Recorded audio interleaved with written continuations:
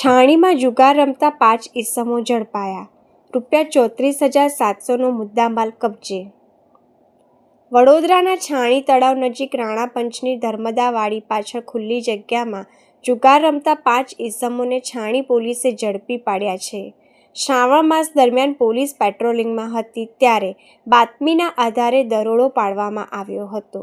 પોલીસે સ્થળ પરથી ચિરાગ રાણા, જયેશ રાણા, શૈલેષ શર્મા, હિતેશ માળી અને પરેશ રાણાને પત્તા વડે હારજીતનો જુગાર રમતા ઝડપી પાડ્યા હતા. આરોપીઓ પાસેથી અંગ ઝડપીના ₹11,500 અને જમીન દાવના ₹8,200 મળી કુલ ₹19,700 રોકડા તેમજ 3 મોબાઈલ ફોન મળી કુલ ₹34,700નો મુદ્દામાલ કબજે કરાયો હતો. આ મામલે છાણી પોલીસ સ્ટેશનમાં જુગાર ધારા કલમ 12 હેઠળ ગુનો નોંધી કાયદેસરની કાર્યવાહી હાથ ધરવામાં આવી છે.